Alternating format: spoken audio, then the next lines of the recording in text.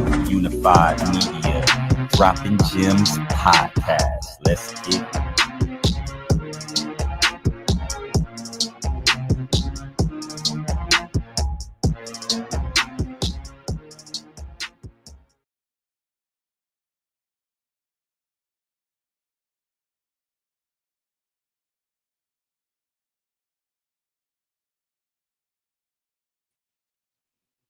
Unified Media Podcast, Season 4, Episode 7. We begin with this episode touching base on investing in all forms. Our discussion will revolve around investing in yourself mentally, physically, spiritually, and financially. All aspects of life are necessary for growth, and what happens when you avoid pouring into your cup. Like and share this video to those who will find this information useful. Tune into the show once a week, every Sunday, a little after 8 p.m. Eastern Time, live on YouTube, where we have raw, uncut, open discussions that can range with insightful and educational information across the board. Other episodes will include past and current events, trending topics, conspiracies, personal journey, and so much more. We also invite special guests to shed light on who they are and what professional industry they are in. If you'd like to be a guest on the show, email droppinggemspodcasting@gmail.com with your name, business, industry, social media info, and brief bio. Hosted by yours truly, JL the Truth, OTL the One, and the one and only survival skills. Support the show by subscribing to the channel and hitting the notification bell. Today, we have the pleasure of having a special guest. I met this young queen on an application called Favorite. If you don't know what Favorite it is, just do some research. It's kind of like the competitor to TikTok, where you can live stream, can't produce content, but you can live stream, you can interact with other wonderful creators and influencers around the world, especially if they accept your battle request.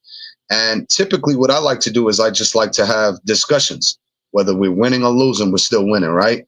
And this was a win for us here on the podcast. I asked the queen 2 weeks ago if she would be available to come on and, share her insight, her experience, her life experiences, her changes, and some of the stuff that she's been doing for the past 2 decades has been absolutely amazing. Not only is she a motivator, a speaker, a woman advocator for women's abuse on all facets, but the queen is here today to provide that expressive information that can give you some perspective, so that way when you wake up tomorrow morning, you can see things in a new light. Her name is Melony. We have her here today. Melony, welcome to the show. Hi, thank you so much. Absolutely, Queen. Absolutely. So it says here, I'm stronger than my struggles. Yes. What does that mean to you? Is that the brand? Is that what we're projecting to the world right now? Or is that just a model that you go by? First and foremost, it's the name of the business that I've been running for 8 years. We got a full house in here. We sure do, Aki. Yeah, we have a full house in here. The queen is introducing her business and brand. Go ahead, Queen. So Stronger Than My Struggles is an organization I started in 2017. It's a mental health advocacy organization for trauma survivors of all walks of life, and especially catered to the Black community. Amazing. And how long have you been catering to communities and changing within those facets? What have you been doing within that organization to heed your message? Well, the first thing I did was I linked up with NAMI in my state. So NAMI is the National Alliance for Mental Illness. So the first thing I did was I connected with NAMI. I started to volunteer and get more involved with my local NAMI. Over the years, I've now become a speaker for NAMI, a teacher of their peer-to-peer classes, as well as a brand ambassador for the Baltimore branch. What that means is that opened all the doors for access to me to go to Capitol Hill to talk to our senators. That opened doors for me to get into churches, schools, and organizations like Amazon to talk about mental health awareness. It allowed me to be able to get into churches to talk about mental health awareness. And that was really important to me because, in the Black community, what happens in this house stays in this house. But that's the most detrimental sentence that was ever uttered in the Black community. And it's a curse that's passed down generationally. So that's something I've been doing. And other things that I've done is like host a 4-city tour in 2019, right before the pandemic. I took 30 Black women up and down the East Coast to talk about mental health awareness in Black communities. We hit Philly, Atlanta, Charlotte, and then ended in my city of Baltimore. We also had a magazine that highlighted each of the 30 women. We had the Queen of Business Development from Ghana to join us in 2 of the cities, as well as one of the mothers from Surviving R. Kelly joined us in 2 of the cities. And so that was really awesome. I've also been able to publish a few books and journals to help people as well speak at colleges, organizations. And then I have my own classes that I teach and programs that I've developed to help women and trauma survivors reclaim themselves. I love that. Powerful, powerful things that you're doing for so many years. First, I just want to, say that if you can send me a couple of those links so I can actually put them in today's description on YouTube. So as people are, after the fact, when this is out, they can actually click on those links and support those books and any other classes that you have if they want to seek that information. But powerful stuff. It makes me feel like I'm not doing enough. You know what I mean? Well, you Yeah, haven't been doing it as long as me. Things take time. Things take time. They absolutely do. One of the things I want to touch base on is the story didn't start there for you. You were once yes, we're gonna get there. You were once somewhere. We're gonna get there, Queen, because you expressed it to me, and you go as deep as you need to. You were. This wasn't who you were in the beginning. Can you give us a little insight on where you were and what was the light bulb that said, now this is what it's gonna be. This is my purpose. This is what's gonna fill in those voids. Trigger warning. Okay, so no, you can't be someone who helps trauma survivors go through their healing journey unless you've been through your own, right? Okay. So my journey to become who I am today really started when I was probably 4 years old. I was a child in a house that was full of abuse. I saw things I shouldn't have seen. By the age of 7, my abuser was no longer around, but only because he was murdered in front of all of us. Right. Wow. So I started therapy at the age of 7. Gotcha. However, the things that I tried to talk about in therapy, my mother told the therapist I was a liar because what happens in this house stays in this house. Right. Mm-hmm. Yeah. So over the years, I developed issues because of other things that were going on, like sexual abuse, like my mother getting on crack in the 80s because she was a 22-year-old widow with insurance money. The things that I saw, the things that happened to me, the things that living in a city like Baltimore, you're a part of and you witness. It caused me to develop so many different struggles like anxiety disorder and depression. Are we all frozen? No, you're fine, Queen. Okay. If it'll come back, they can hear you though. Like anxiety disorder and depression. And over the years, I would like black out and I would have like times when I couldn't remember things. I wasn't always like myself. And so I really needed more therapy, but I wasn't allowed to get it until I was old enough to go get it myself, And by then I had already like followed the trajectory of what I thought was my life since I came from such dysfunction and being a sexual abuse victim whose abuser paid her from the age of 8 to the age of 14. And a mother who said at 15, I'll buy you deodorant when your father pays child support. So a young girl is left to do nothing but take care of herself. And there's not many ways you can when you're 15, So I was already forced back out to do things that a young girl shouldn't have to do. But thinking that was my life, since this has been my life since the age of 8, it was easy for me to take that next step and go into the adult entertainment business. So when the internet started popping and webcam girls and things like that became popular, that was my next line of work. So I went and started building my presence on cam sites and things like that. And so I started to make a lot of money. I became very popular. I was traveling regularly. I could even say that I made it to the pinnacle of what they would say is the top of the industry, because I had my time personally with Ron Jeremy, Right. you know, and I thought at one point that would be the highlight of my life. Like, I really thought, like, okay, well, had the biggest name in porn. That's it.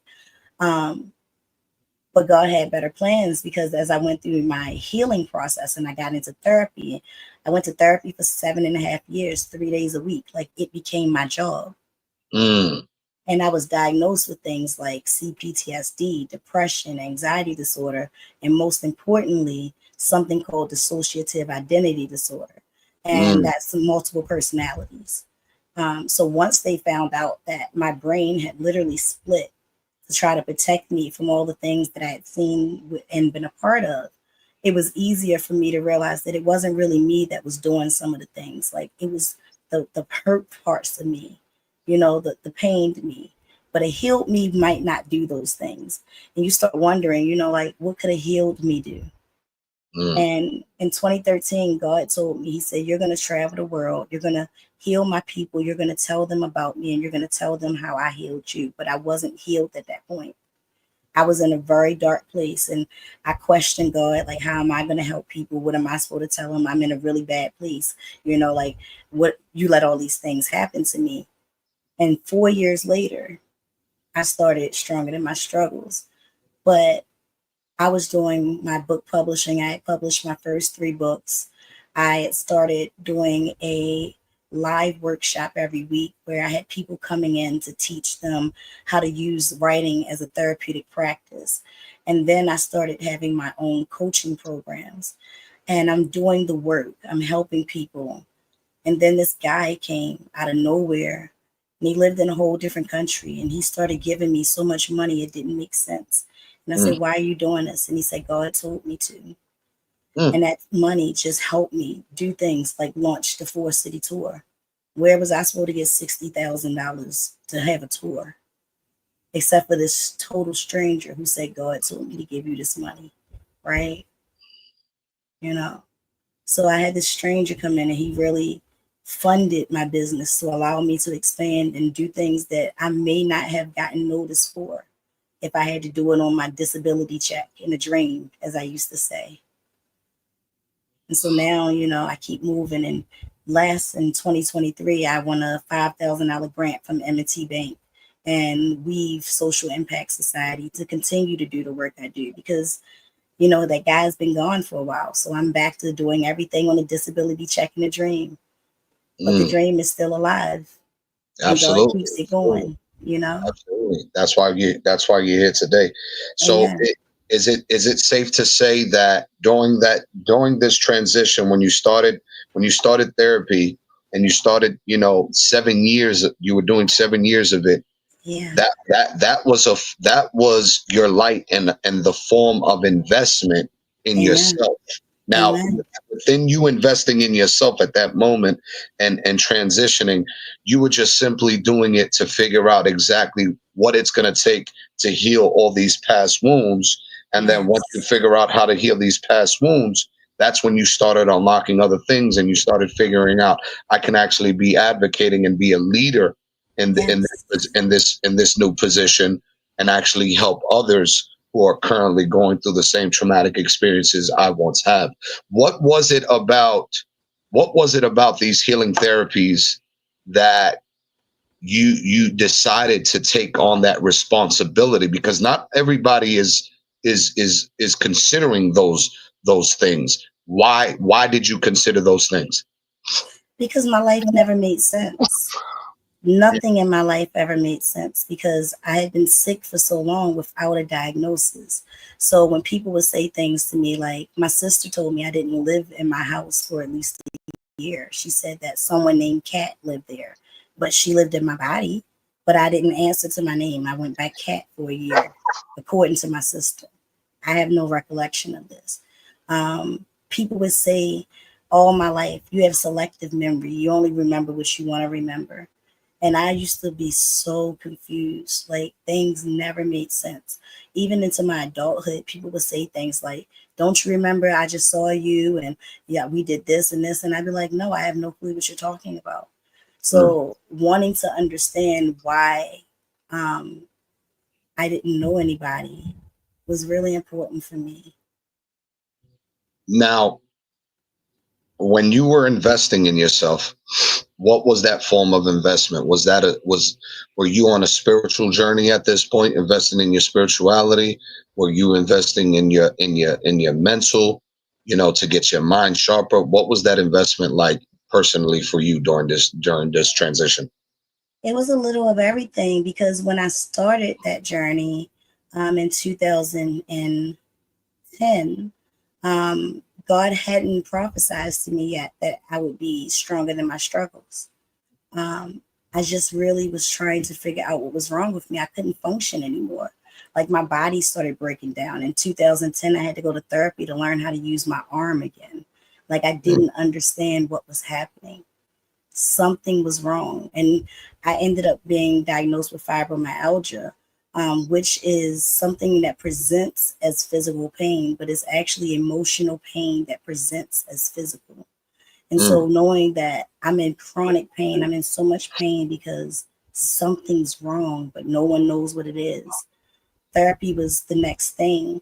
And going through therapy, it really helped me figure out who I was and who I wanted to be versus who I had to be to protect myself from all the things that had happened, all the mm, things that I'd witnessed. And it became then a battle to become better. Like I really just wanted to become an author. I mm, didn't I didn't want to do anything but publish books and write because writing had saved my life. Journaling had saved my life. I mm, just wanted to get back to being able to show other people how writing was a healing thing when you had nowhere to turn, when you weren't allowed to express yourself. right. And means so much more, so much bigger. But everything that I do is writing based, this therapeutic writing or discussion to heal out loud. But I prefer that people journal because sometimes we say things and we forget it. But when we write it down, it matters more. Mm. I love that. I love that. Kings, can you guys relate to that notion of like how journaling and writing, and I know Aki, you'll probably take it to the forms of music and then serve your own personal. Um, do you guys find that form of expression healing in a sense? I'll say this really quick. Nice to meet you, Queen. Sorry for your interrupting. I didn't know you guys were fully on. But when it comes down to that, I've been taught if it's not in writing, it doesn't exist. So when you write something down, is just it's energy to put out into the ether that you can create and it existed because you starting here already, and then you Mm, write Mhm. it down, and then right. there goes it on that piece of paper. And all it takes for that paper is to have the eyes to see it, but you can see it every day. So therefore you can it's recognizable and it's in your view and you don't Mm, miss it. You know what I mean? So mm, Right. that's how I see that, and I'm happy that that's one of your strong suits that you invested into yourself, and knowing that you yourself know that this is my best way of getting what I feel or what I need to out and putting it out there, because a lot of times writing down to me helps you concentrate and focus on something, and mm, Amen. and get you precisely what you're trying to do versus like how we do now when it comes to just talking. A lot of time we can Mm. thousands of ideas float in our mind at the same time, but when you're right. sitting down writing, you're more focused on it. So that's my take. Mm. Focal Yes. point, focus. I love that. Sir, what's your take on expressing yourself through the form of journaling for something healing? Man, first, before I begin, shout out to you, Melanie, for that marvelous introduction and you Mm, breaking it down from what you have gone through, because that is Mhm. truly a journey on its own.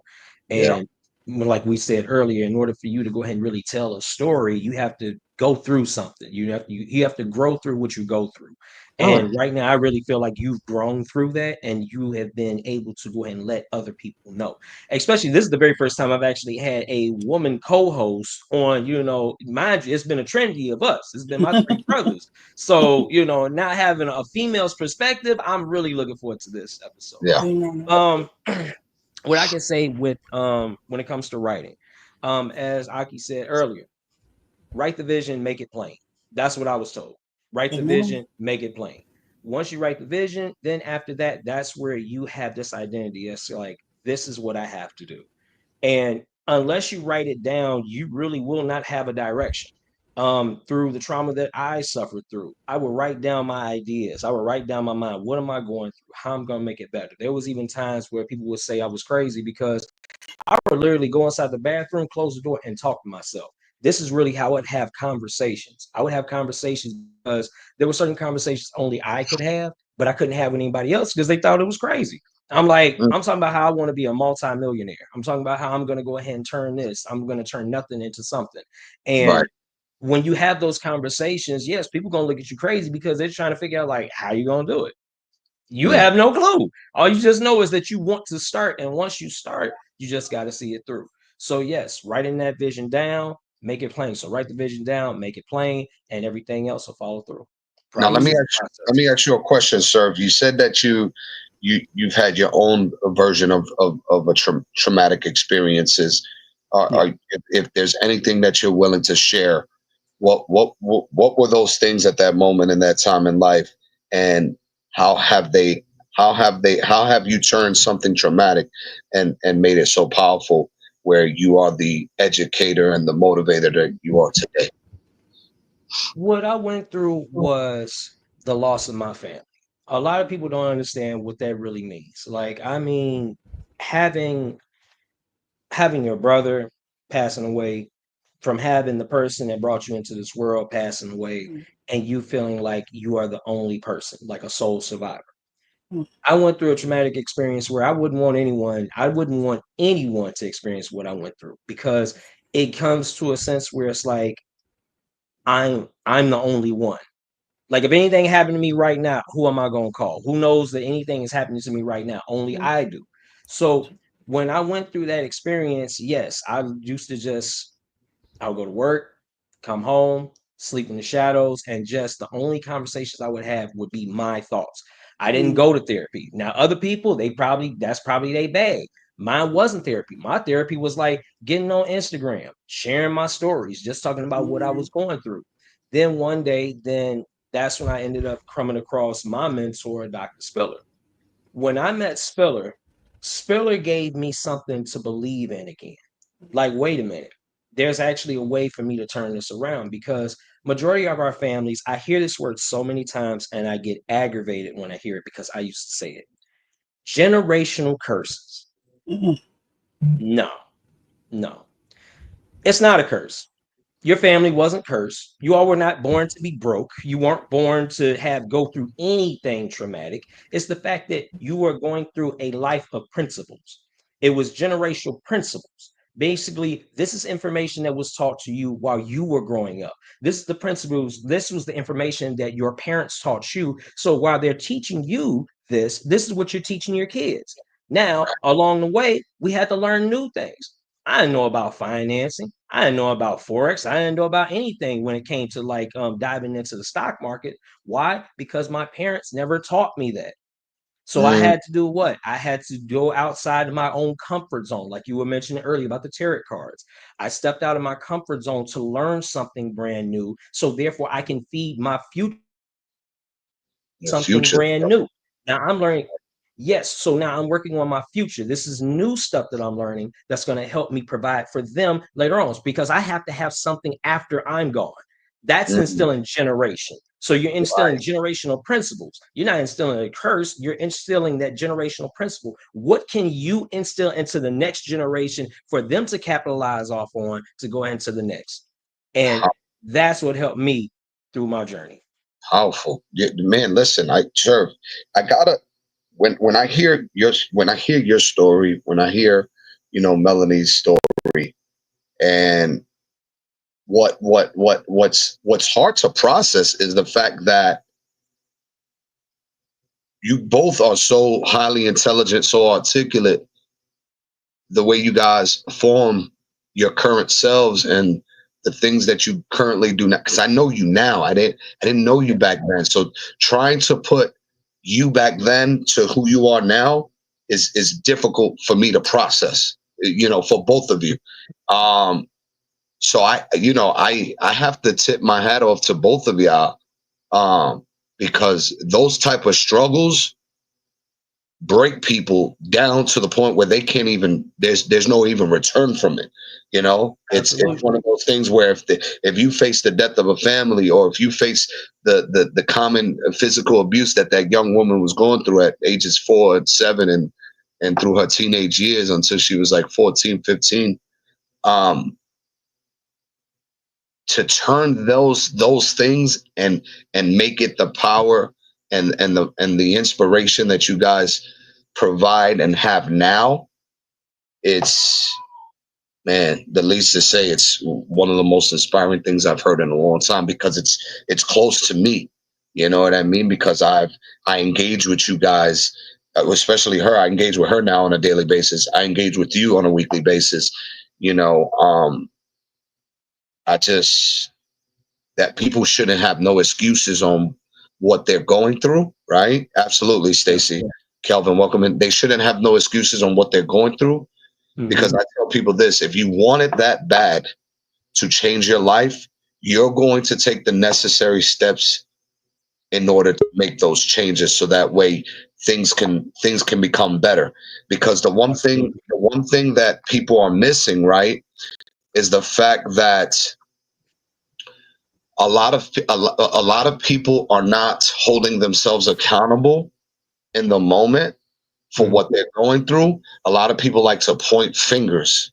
Oh, it's my mom, because my mom was abused. I had to deal with the same abuse. Or because my father is not educated. I wasn't as educated. I'm not as smart. But it's almost like we constantly use the reflection of what's in front of us as the idea of who we truly are. And I try to tell people all the time, you are not who you are today. You are becoming what you're about to become for your future self, as you're willing to make those changes. You're not your circumstances. You're not the people around you. Like, I try to tell my friends and my family, I'm not even JR who I was a year ago, a month ago, or 2 weeks ago. I get better every single day. So you better make sure that when you come have a conversation with me, I hope you're doing the same, because my conversations that I'm going to have with you are going to trigger something in you that you're either going to not like or like, because there's one or two things that's going to happen within our conversation. You're going to either go back and be like, damn, JR thinks he's too good for me now. He done changed up. Or, damn, JR's too good. He done changed up. I need to change. There's only one or two perspectives that you're going to receive from that. I'm about to give y'all some game on what I'm dealing with right now in this current moment. And for anybody that's tuned in from the Unified Media Agency on TikTok, you guys can relay the same notion and chime in on the chat. So check this out, team. I went ahead and I did damage control. Right now, the business on TikTok hit a decline of 90%. Decline. Not 90% going up. 90% decline on the back end for the business, right? In 30, I would say 30 to 60 days. So I went ahead and I spoke to my business coordinators on there, and I told them, listen, this is what we're gonna do. We're gonna take the 15 creators that are not doing anything. We're gonna highlight them in the Discord, and the 15 creators that are not doing absolutely nothing with the information that's been provided to them, we're going to highlight them in the Discord, and we're going to give them something else to do, but we're going to mute them from the Discord. They're not going to have no access to the Discord, but we're going to still provide them a tool. Go to Favorited, go to Twitch, go to Kick, go to YouTube, go network in some other boxes, go open up a new monetization program, go create content to make money, go to the TikTok shop to make money, because live streaming clearly isn't it for y'all. Right? And I said it that way. I didn't even tell them that they were underproducing. I just told them that. Why did I get 90% of the backlash was all negative, and they all came back to not me, because they think I bite heads off. I'm not going to bite your head off. They didn't say anything to me. They relayed it back to the business coordinator. Why did JR mute me from the Discord? He took my Discord privileges away. Why? I'm mad. I'm leaving the agency. 2 people left in 5 minutes. They resigned. And then one person that's been with me for 2 years was about to resign. I sent him a message. I said, stop taking these things personal. The reason why you got removed from the Discord, or muted, I should say, is because you weren't producing. And people have to stop saying that they support something. You do, and you don't support it. 1 + 1 is not equaling 2 at that point. You can't say you support something and don't support it. So you want your privileges back from Discord? It is $3.99, $5.99, and $7.99, and each tier comes with something different. If you can't afford $3.99, $5.99, $7.99, you need to reevaluate your life. Because I guarantee you, 90% of the people that are tuned in right now have a subscription that they don't even utilize. That's not even applying anything positive in their life. How many people have a gym membership, don't even know what a gym looks like inside? Don't even go to the, but $19.99, $29.99 is coming out of your account, and the gym is eating, and you eating, but you eating all the wrong things. Listen, I had to do damage control, and as uncomfortable as I knew it was going to be for them, tough love. This is what's happening. And guess what's happening now? I go on TikTok, I hop in the rooms, nobody's acknowledging me. Nobody's acknowledging the boss, the person that spent $2,500 of his own money to fly to New York City, to gather information, to bring it back over here, to make you successful. But I'm the bad guy now. We're not going to do that. You know what I'm saying? And I try to tell people, you're going to have to love me through the good, the bad, and the ugly. I'm a leader. And through all those qualities of me being a leader, I'm going to do things that are going to make you uncomfortable, because now, yes, it was a community, but now it has converted into a business. I wanted to still have the morals and principles and the values and the assets of a community, but I want you to understand, if you don't value yourself, to prioritize yourself, to take advantage of the tools and the information and the business and the game that I'm giving you, you're doing yourself a disservice, and you're doing your peers and me a disservice.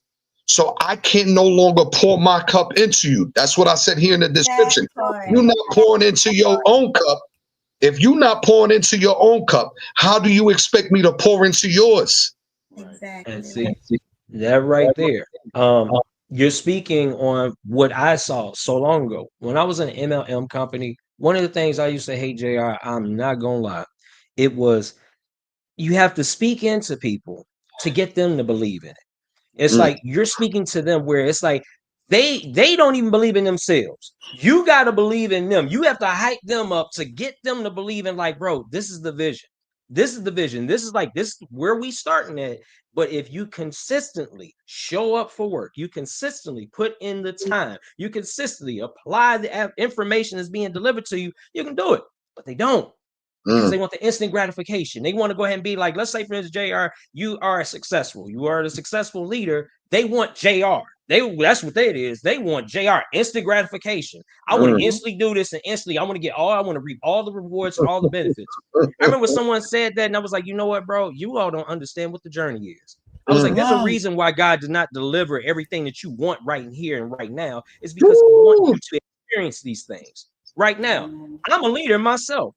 I'm responsible for 150 plus people. Back then, I couldn't do that because I wasn't that survivor. I was not that person. I was basically my sole priority was me, team me. I take care of me. You all talking about pouring into other cups. Man, fuck all that, bro. You all pour out the overflow. You don't pour into another cup. What you do is you pour out your overflow. Whatever it is you're receiving, your blessings, your gifts right now, you give out the overflow. You don't pour into somebody else's cup, so therefore they can pour in your cup. You pour out what you already have, what you have established. That's something that I believe in.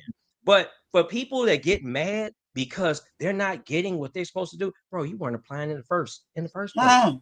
You wasn't applying what was being given to you in the first place. So you're mad because you want to find people that you want to just go and blame. Why? You weren't using it the first place. You talking about $7.99, bro? I got people that pay $1,200 a month, and you talking about people mad at $3.99? Really? Yo, I had one person. Serve. I had one person. She was brand new, and I'm gonna give her grace because she was new.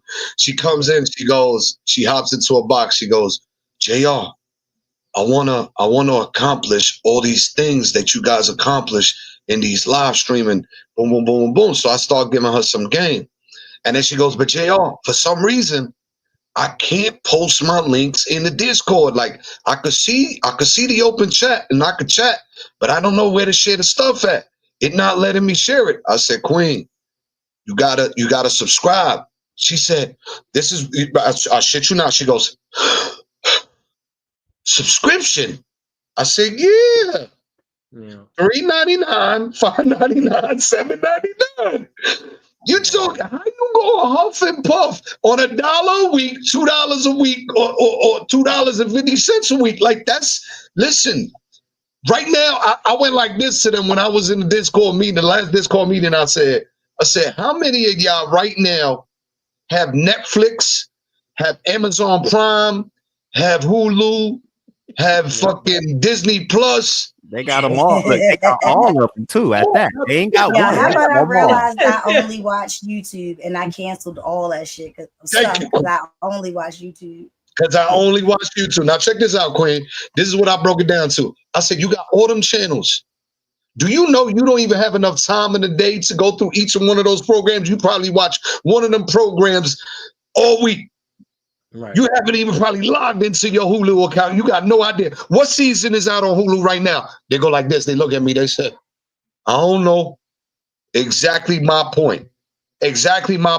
But I go ahead and I spend $2,500 of my hard-earned money to go to New York City to find out that this business can curate 6 to 7 figures, which means that it can trickle down to y'all to making 4 to 5 figures of extra side income. And you telling me you're not willing to apply yourself. And then I showed them the numbers. Queen, I showed them the numbers, like the data, the analytics. Here's the numbers. Pow. Yeah. Oh, that's how much you made in 30 days? Yes, when shit was good, this is how much I made in 30 days. You know what you could do? You could do the same. Oh, really? Yes, really. Not if they got paid for it, but if Apple just comes snatch some money, they don't even wonder why that money came out. Why that money came out? Yeah. They just be like, it was Apple. It was Apple. Yeah, man, that $2.99 just come up out of there. Like, I don't even know what this is. Listen, I see $1.99 coming out from Microsoft. I'm calling the Microsoft team like, wait. What you said I needed $1.99 for? Oh, your data storage. Don't worry, I'll get myself an external hard drive. Disconnect that service. That $1.99 needs to go into something else. Stop playing with me. Microsoft, Bill Gates, stop playing with me. Exactly. I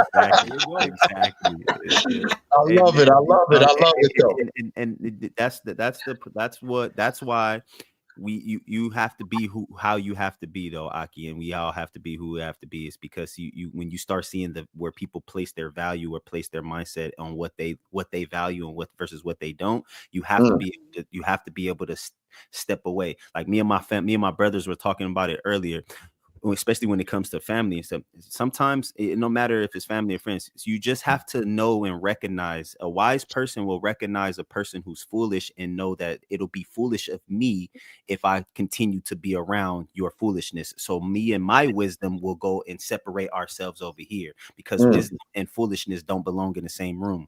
That's right. Yeah. That's right. I mean, I love that, and like how you do. Hey, you gotta love me through the good, the bad, and the ugly. And sometimes I gotta get ugly, so therefore it can start looking good. Good, right. You got to. Because without having your internal, without having what your belief system is, without you doing the work on the inside, your outside is always going to look ugly because you're not doing the inside. It starts from within. A seed is planted. A seed goes into the ground and grows out of it. You don't just automatically get a tree and put it in the ground, bro.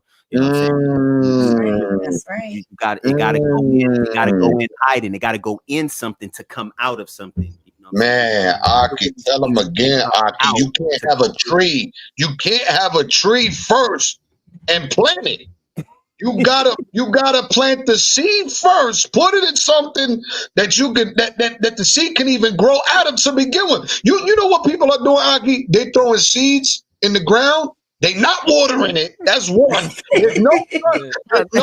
There's no sun coming in. That's two. And then three. Imagine you meeting somebody that plants a seed somewhere and they put it in a spot where it's ungrowable. That's what they're doing. The little trims are coming out like this, and then they looking at me like, but you said that if I put the seed, you're not placing the seed where it's supposed to go anyway. This is another thing I mentioned to them, Aki, and this is how simple it is. I said, yo, there's a creator that was once in this network that wasn't producing at all. I'm talking about she would go live and have 1 to 2 people in her room, and honey wouldn't even make $100 in a week. She went over to Favorited, Melony. She went over to Favorited, Queen.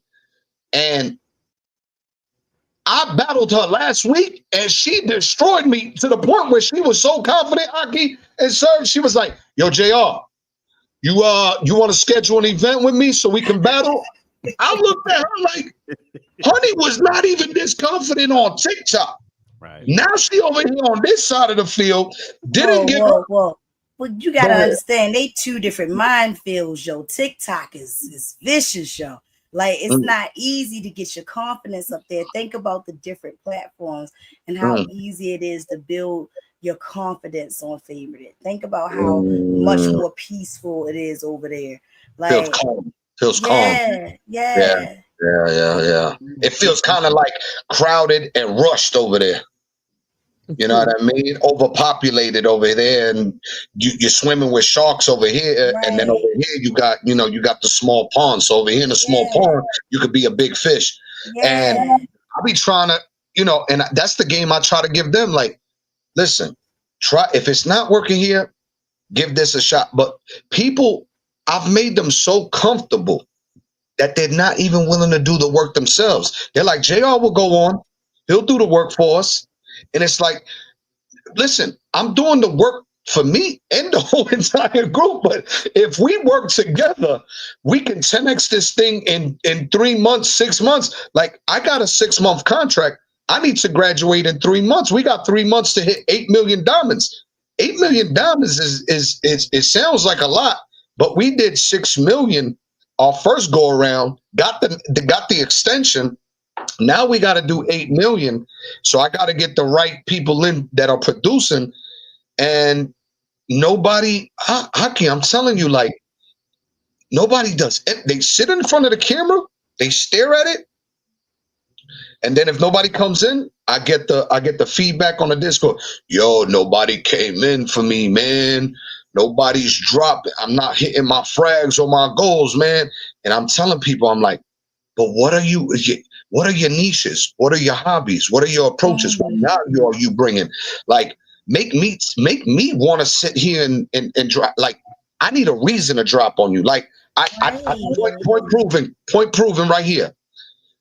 I remember ONTL Dewan came in randomly on me right this past week, and the king was like, he was telling him, he was like, listen, I know I'm not there present in the TikTok thing just yet, because I'm handling this over here, right over here. But he knows me, that I understand his language, that he's like, I'm over here doing this. That's going to eventually work for this. So let me take care of this. And then let me take care of this with JR. And then when I come over here, you're going to see I'm going to be in full force. And I did this to point and prove that you don't even have to be present with me. You over here, he's still putting in work, but you don't have to be present with me over here in order to receive a blessing. So when Aki came in the last 24 hours, I told the crew, I said, when he goes live, team, I want y'all to go in and I'm going to do something special for him. And he's not going to even understand what I just did. So what I did is, as Aki is explaining his motion and what he's working on, I drop a big mystery gift on him. And I say, Ak, when you go into the monetization section, you're going to see what you earned in there. This is 2 reasons why I did it. One, he's been working with me for the last 3 years dedicated tirelessly every week for the last 3 years. That he even pushes me to be like, yo, Ak, we can't slack. I need you to get on. And I'm like, damn, there he goes again with this bullshit. I gotta get on. I gotta get on. I'm on. I'm on with him. I'm not thinking. I'm getting on with him, right? So I bless him with that. I'm sure he probably went into the monetization section, so that he made that in, you know what I'm saying, in a couple, whatever the duration of the stream was, and was like, I'm only streaming an hour. I only stream 1 hour. And I'm gonna be streaming again. It's just, sometimes I got a lot of stuff that gets thrown at me that I don't put on the internet. So that's the only that. So if anybody's talking mess about that, man, I don't care about that. But like you said, me and JR have that understanding. I pop in. I'm out of nowhere the label. That's what ONTO stands for. Out of nowhere the label. I am that out of nowhere stuff. I label myself that because a lot of times I'm doing things. It's not because I want to do it. I'm being guided and blessed to do certain stuff, and I randomly do it. So therefore, you can't say, "Oh, he's only doing this and he's only doing." No. Anytime I jump on and I support JR on this TikTok, I go ahead and send him some gifts. But anybody that's in his box that's on the team, send them gifts too. Boom, boom, boom, boom. Giving my 2 cents in. I might be on. It's because I live in California. Most of the majority of everybody who's in Unified Media or who's in Soul Fam, they all stay an hour or two. They are 2 hours ahead of me when it comes to time zones. So I'm behind automatically already. We can't all the time. We ain't gonna never be aligned always. So you can't be expecting certain stuff from me anyway. Right. Everybody be up and still 6 a.m. on the West Coast. It ain't 6 a.m. on the East Coast. It's 6 a.m. on the West Coast. Right. You know what I'm saying? But what I do is I'm in communication. Aki knows that, and the information that I receive, we balance each other out in a manner of, you know what I'm saying, how we do things. We both got the same vision on where we're trying to go. I'm looking at it like, how can I contribute on top of what I'm doing for Unified Media? So I'm in school learning how to manipulate audio and produce audio for any audio thing that we need or any video thing that we need in Unified Media. I will be the one to do. Yeah. And what I love about that, Aki, is the fact that, I don't know if I told you guys this, but when I build the film studio and the music studio physically on the 2 acres, I'm actually going to bring back, it's not going to be called this, but it's going to be taken from this. But remember SNL and how they used to dress the stage and it looked like a living room, a kitchen, whatever, and they do this shit. I'm going to have the same similar setups, and I'm going to be bringing in characters and other creatives into it to create these skits to then purpose them up on the social media platforms, and if it can turn into a season, it turns into a season where people subscribe on a premium membership to watch it or whatever. Obviously affordable, because we're trying to outperform Netflix and everybody else that got their own channels, right? And I have this character, and I was telling Serve and Melony this. I have this character called the Latino Medea. Beyonce. Beyonce. I know. Check this out. I'm about to show y'all real quick. Let me see if I'll put this on the big box real fast just so I can show y'all, right? And I want you guys to check this skit out real quick. And I got the privilege of people who were tuned in to say that they actually enjoyed this character. And this is Beyonce, guys. And this is why they want me to create those SNL characters along with Beyonce. Check this out. Look at this.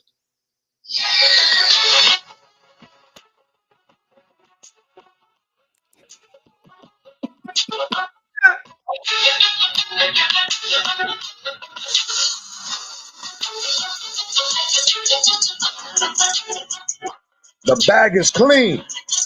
The hat is clean. Look, can I get them into it? Look at her start dancing.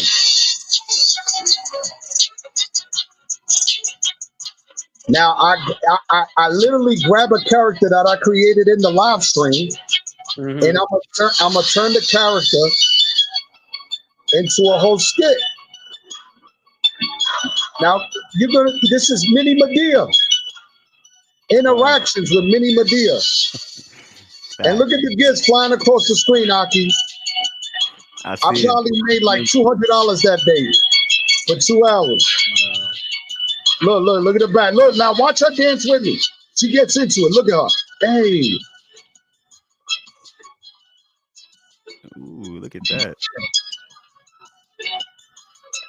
What on earth? Like, man, streaming is different, bro. Streaming is totally different from what I used to be. It's a whole now check this out. It started off with me creating a character during Christmas called Homie Claus. Then I dressed up as a turkey on Thanksgiving.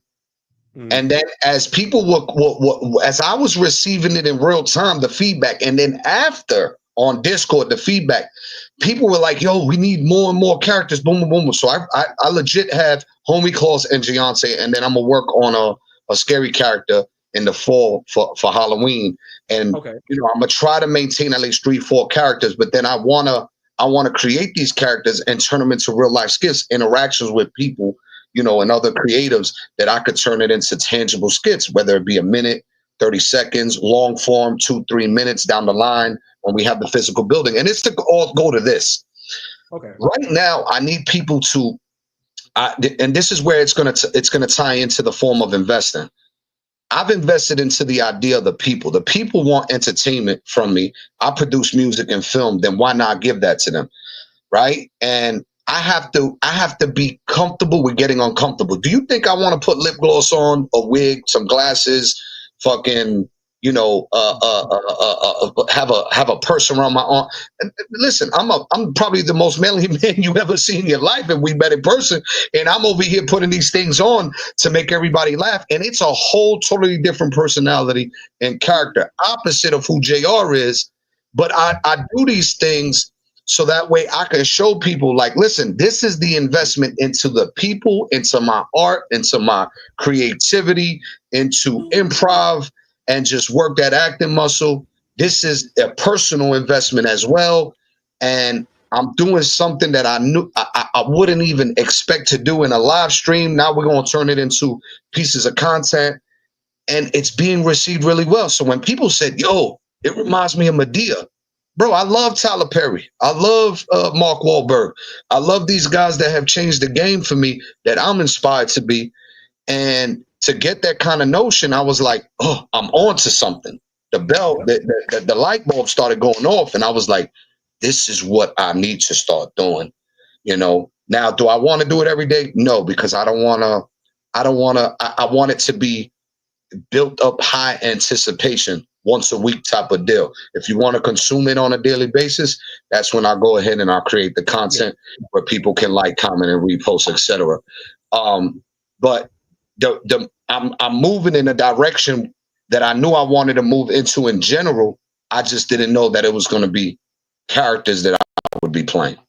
God, I appreciate it, man. Usually that's how it starts off, because you're being, even though you're not reinventing the wheel, you're being authentic in your own nature. Yes, there's, you know, like you said, it reminds me of Medea, but they're not telling you you're Medea. They're not saying that, you know, they want to see you do what Medea does. It's just how you are presenting it, and you're taking from your influence, because Tyler Perry is one of them. You're taking from there and doing it in your way, which is captivating and motivating for others to want to continue to watch and see, which is great. Because now, like you said, it allows you to stay in your bag of acting, staying sharp in your ability to be an actor and create and stay in character and in a character mode. Also, too, you know, while fulfilling that for you, you're also now fulfilling and building up yourself for when you have your studios and things like that. People are going to want to, hey, I want to subscribe to Beyonce's YouTube channel now, so I can consume it daily now. Yeah. I'm thinking of you're investing into a character that is going to give you a great return on your investment. 100%, Aki, 100%. Absolutely amazing stuff. You know, I even think about, you know, how what's his name that does the Nutty Professor?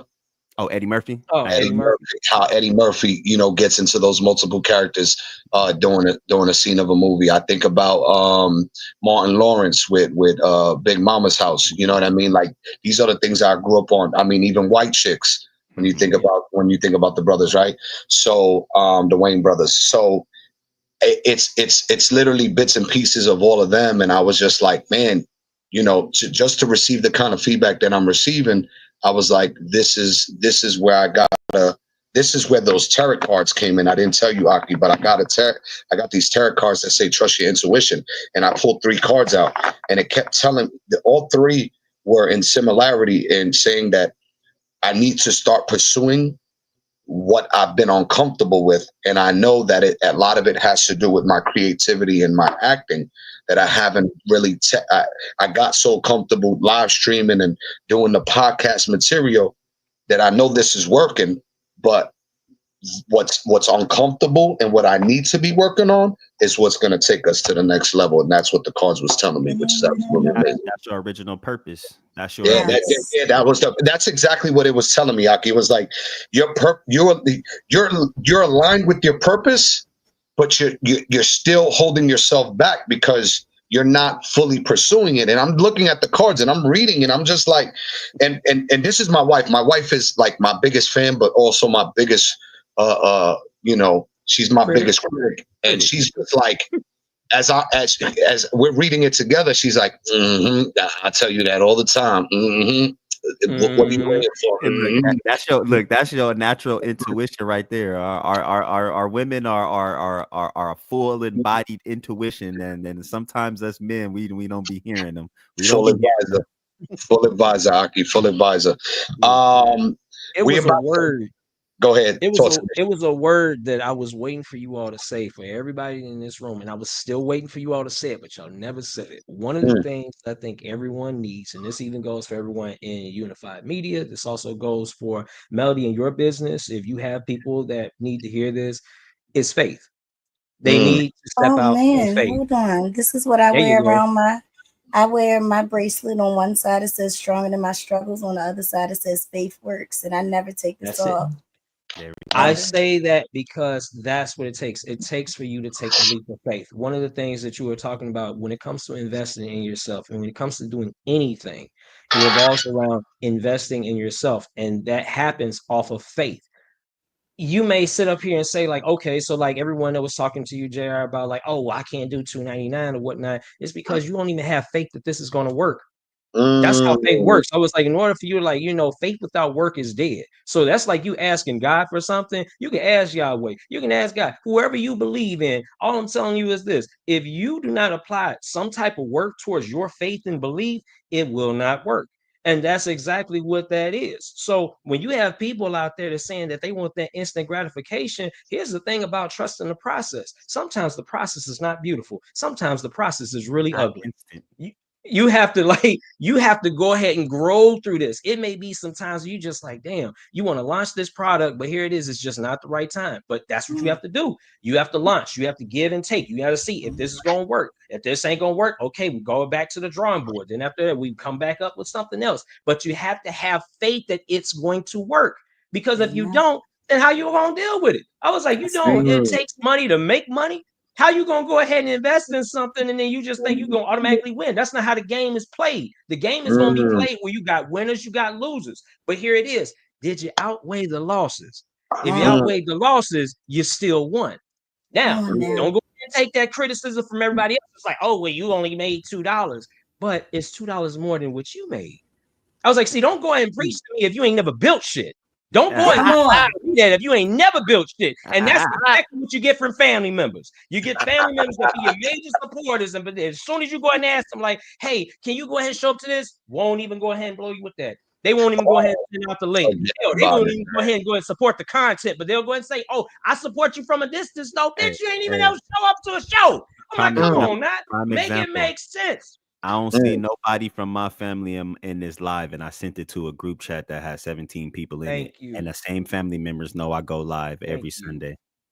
Yeah. I'm not mad at them. I'm not disowning them. I'm not doing anything. Yeah. However, just proving a point when it comes down to it, the closest ones, the people who say they support you through actions. Supporting me through words don't That's help right. me. You just That's motivate right. me through words. You don't support That's me right. through them. That's right. Mhm. That's right. That's right. But you know when they're gonna want to support you, that one, they're gonna see you taking a picture with Ryan Coogler and we're on the red carpet at one of these Hollywood events, right? Changing the game and setting new trends and breaking barriers. And they're gonna see Aki sitting next to Ryan Coogler, and they're gonna see me sitting next to Michael B. Jordan, you know, ready to do the next movie, the next flicks, and they're gonna be like, we want a ticket to the premiere.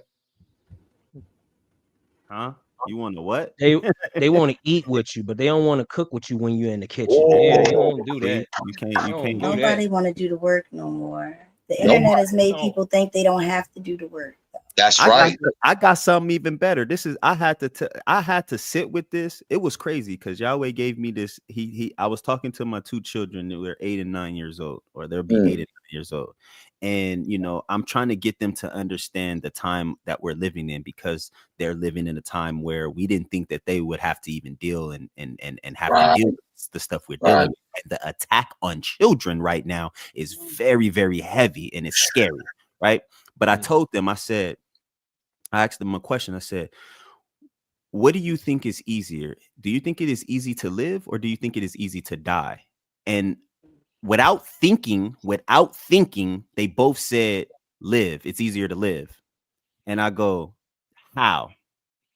And then they stuck now. They couldn't really tell me how, but they only told me, oh, you got to eat right. You got to exercise. They was telling me all of the things that need to be done to live.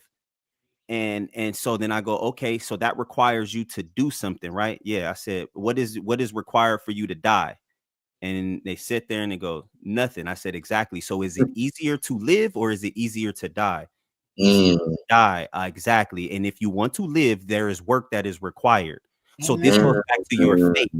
Having faith. You want something to live, you want to live, you got to have faith in knowing that you got to do the work in order to live, because you're not going to live. Living requires movement and operation. Death requires nothing. I'm gonna need you to put that in the Discord chat, sir, and tag everyone and tell them to get their shit together. On that note, team, Yeah. we're gonna take a quick 5-10 minute break. We're gonna play this raw uncut version of the one and only Eric Thomas with investing yourself. Me and my cousin just on the phone talking right before I hopped on the live right now, and that's one of his favorite motivational speakers and people. Let's go. Because he said he just enjoys the way he delivers it. But 100%. You own some cousin, so I sent him too, so he should be send it to him. We'll be back after this short break. Yes, sir.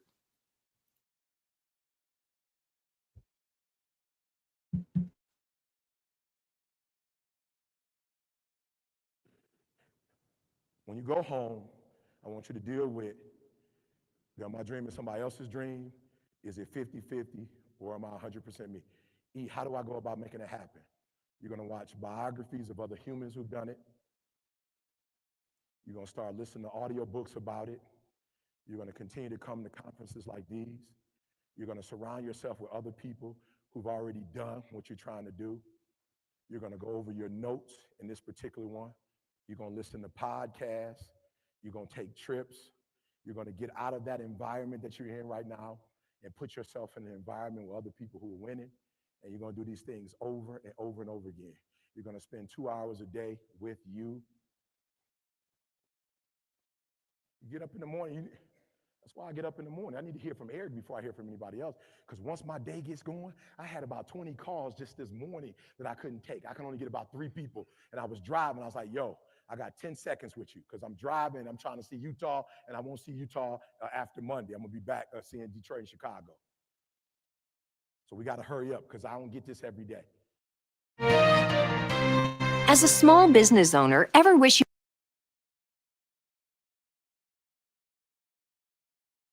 Every day when I wake up, I got all kind of demands. You got all kind of demands. And the reason why you're not where you want to be is not because you're not great, but you taking all other people's stuff before you spend enough time with yourself to get to know you and get to know what you want and what you should do. And so please raise your hand with me if you're saying, E, from this day forward, I make a commitment to myself in a way I've never made a commitment to myself before. Let me see your hands. Good, hands down. One more time, I need you to mean this. So when you say, well, my family, we're not gonna have that problem no more because family's not gonna be first no more.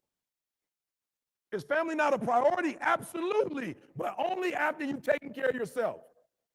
Because I can't pay for my kids to go to school if I have personal debt. If I got a student loan, I can't help you with your student loan. If I haven't finished school, I can't help you finish school. So we're going to be selfish for the first part of the day, and we're going to invest in who the first part of the day? Come on, y'all don't even sound like y'all believe that. We're going to invest in who? We're going to invest in who? So Elijah, they need to call you and learn from you. We're going to have to tell mama no. Some of you're going to tell your moms no. She going to call you 5, 6 o'clock in the morning. Mom, I'm sorry, I love you. But because I love you, I'm telling you no, because I can't even do for you what you want me to do right now. But if you give me some time with myself and you let me blow up, I promise you as soon as I blow up, I'm coming to get you, Ma. But I can't save you if I can't save myself. Come on, y'all. Y'all heard it a million times. Put the dog, in case of an emergency, put the doggone mask on yourself first before you, and the problem with most of you in this room, you giving it to everybody else first. And then you piss when you give it to everybody else first and you come up short and you wondering why you came up short because you gave it to everybody else first. Take care of you. Look at your dreams and your goals. Surround yourself with the people. It's okay. It's okay to leave your neighborhood for a minute. My best friend in the whole wide world called me the other day. We had a strong conversation. I said, bro, I'm going to be real. Your hurt is because you didn't do what you needed to do and I outgrew you. And what I'm not going to do is get on this phone. I'm not going to tell you what you want to hear to mend the relationship. I'm going to tell you the truth. And if the relationship is over, then it's over. But we're at a different altitude now. The air is thin up here. The air is thin up here. And so if you don't got strong lungs, you can't be up here in the first place. So let me explain something to you.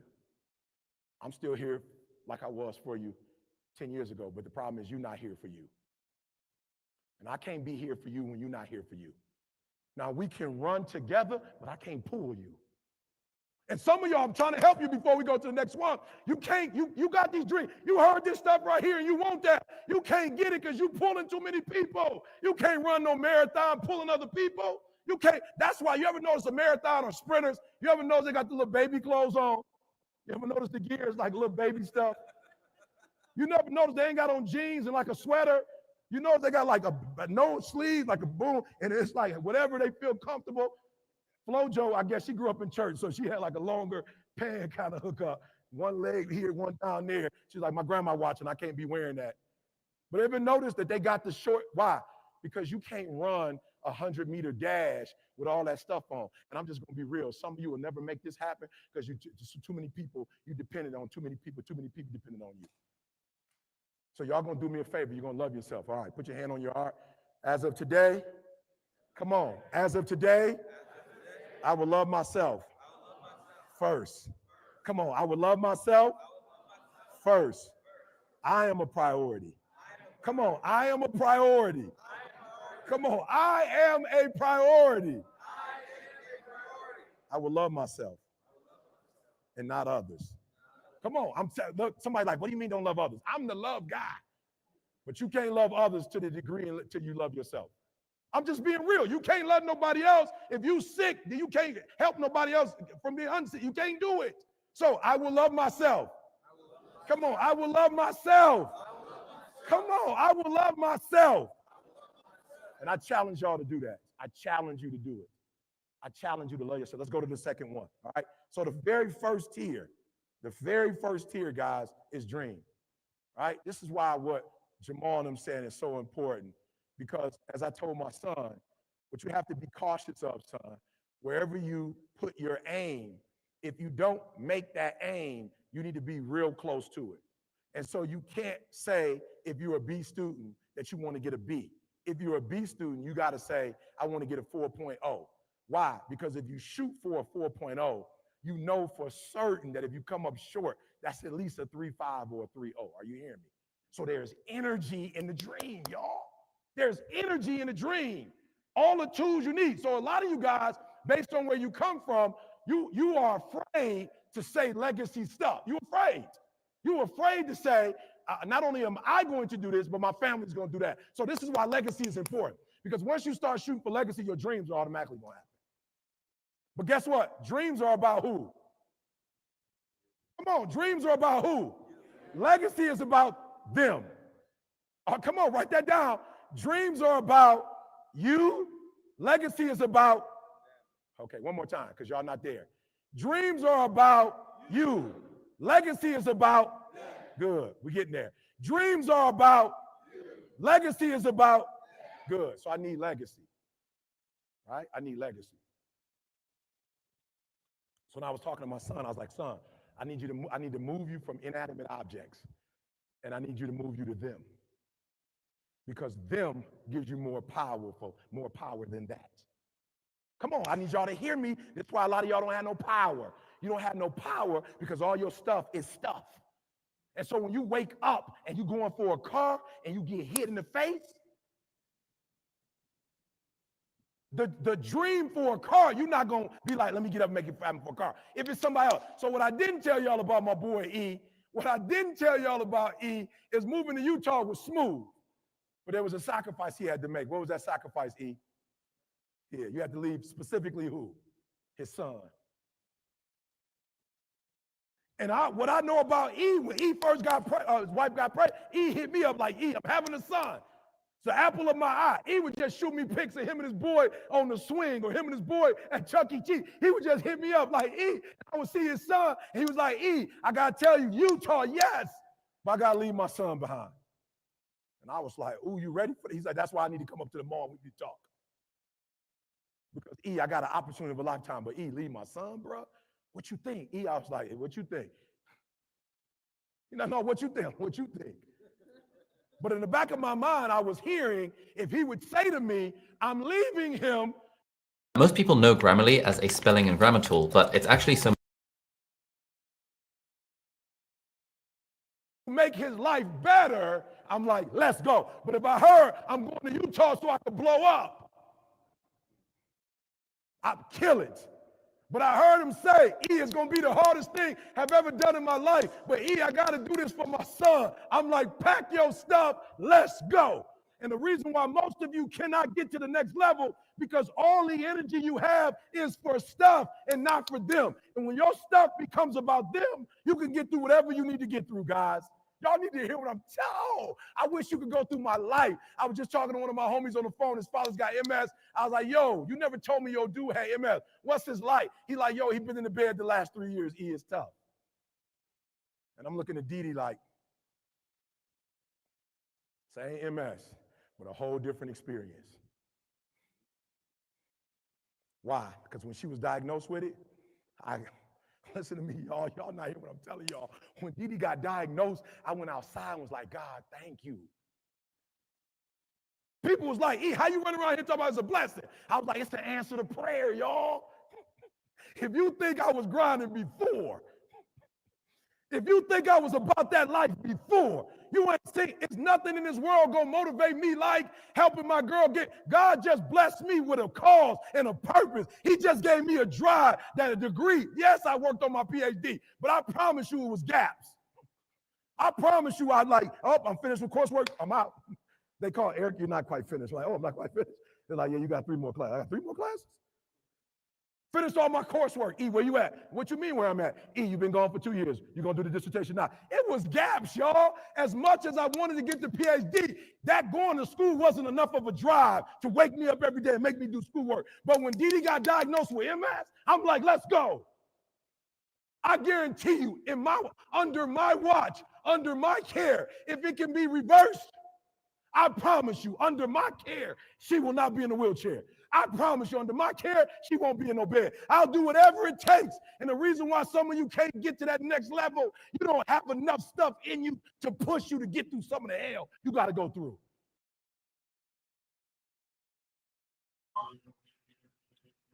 You need something that's gonna push you through the hell to get through it. You ain't got enough on your plate. Mm. You ain't struggling enough. Life Hey. ain't hard enough for you because you're not pushing. Hey, you know, it's funny you say that, Aki, and that we watched that is because I was just talking to one of my cousins. He just lost his mother. His mother is no longer with us, and he and me. You know, we usually tend to give our condolences to people who lose, who lose a family member or a loved one.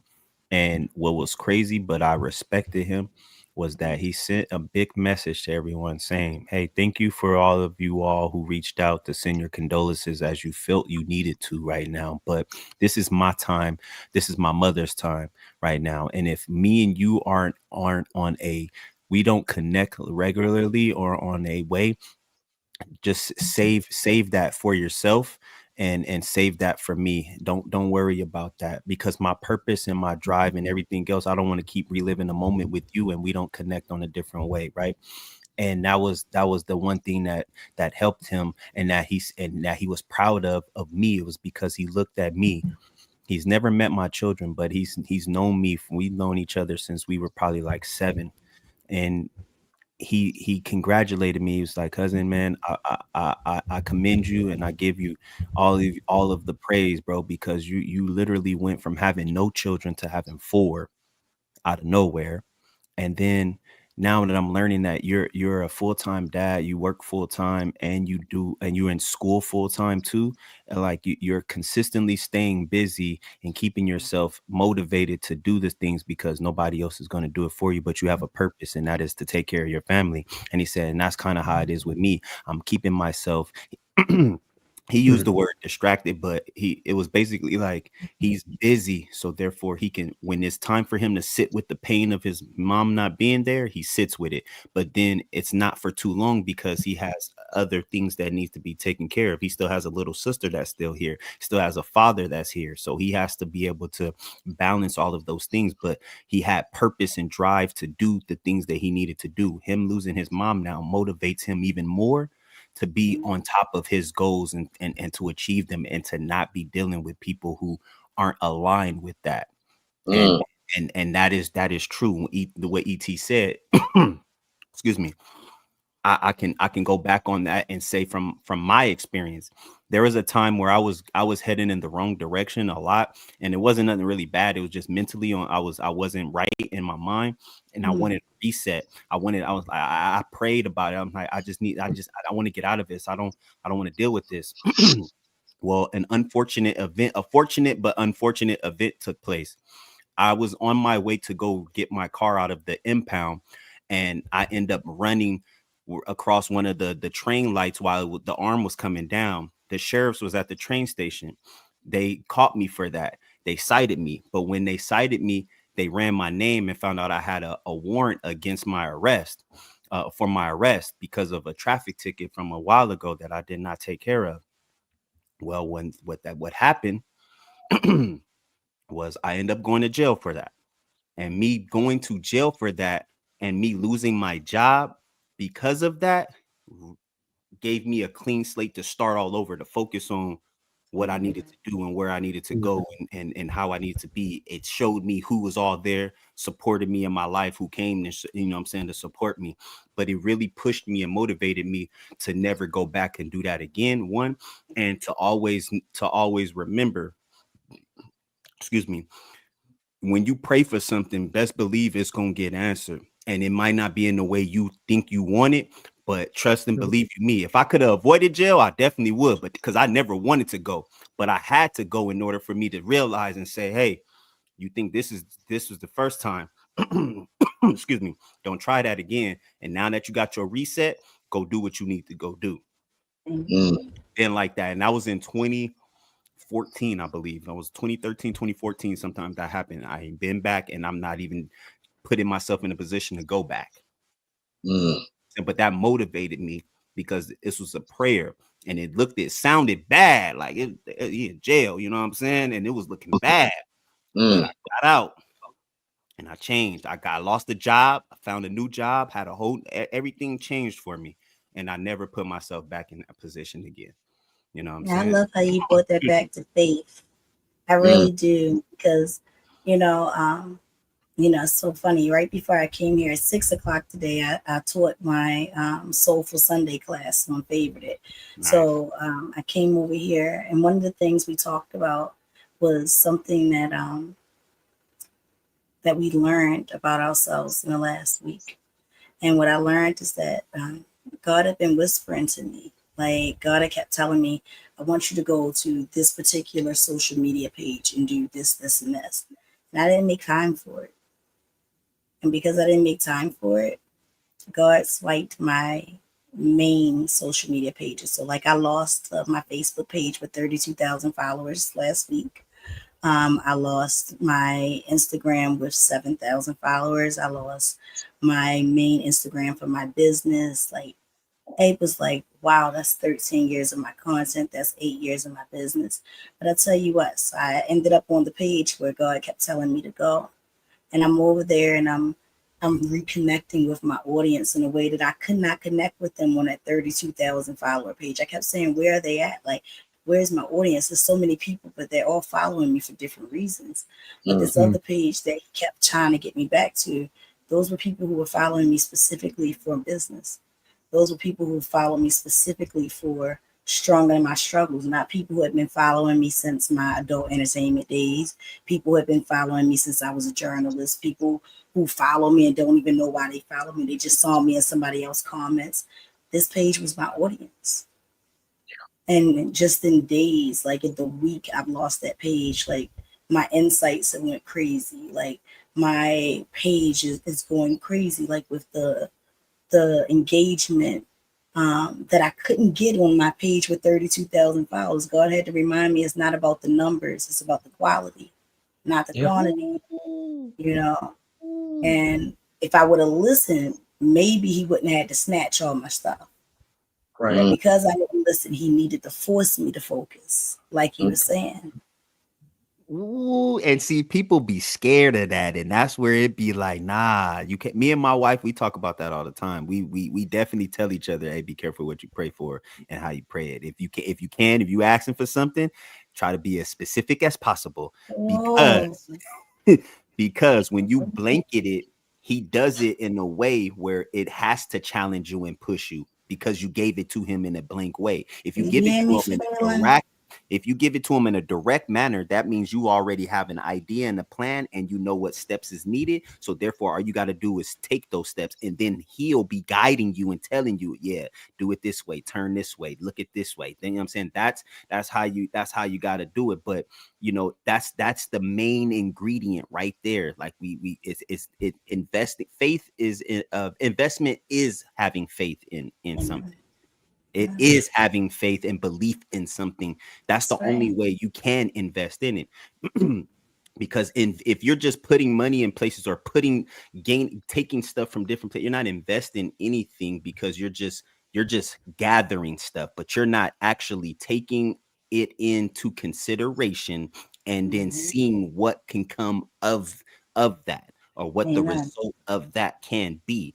And that's the Amen. key thing. And people nowadays if you don't learn, if you're paying attention to the world and you're not learning right now that faith is what you need to have, then Mhm. I'm sorry, you're going to stay asleep and you're going to become subjected to what is going to happen. I'm sorry, but Amen. that is the widest awakening that you can ever see, is that in right now, what's going on in your life and around you Mhm. is that you need to be internalizing yourself and in getting comfortable with yourself, investing in yourself in inside. That means your mental health, your physical health, everything, dietitian, everything. You need to figure out you, because you're only going to be able to save yourself. I cannot save you. You cannot save me. I can save myself, and you can be a byproduct of helping me save myself, but you cannot save me at all. And I Mm. cannot save you at all.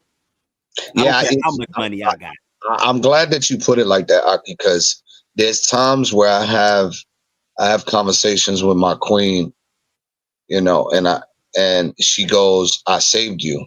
And I said, no, you didn't save me. What do you mean I didn't save you? I took you off the streets or whatever. You took me off the streets, but I saved me. Oh, but how is that possible? Because I chose consciously to make changes to become a better me for me, which in turn became a better me for you. Yeah. You didn't save me. You took me off the streets. I was struggling. I was going through some shit. You know what I'm saying? You had that nice crib that you paid. Matter of fact, it wasn't even your crib, it was your parents' crib. Your parents took me off the streets. But I made the conscious decision to make some serious changes. And the way I told my community in the chat that's tuned in is like, you guys are getting the version of JR that you guys know today, which is a byproduct of the changes that I made within the last 6 years. But 7 years ago, I wasn't shit.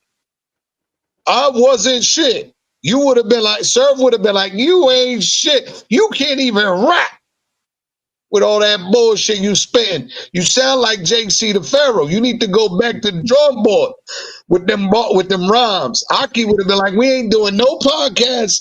And Melony would have been like, you need to get on favorite it. Yeah.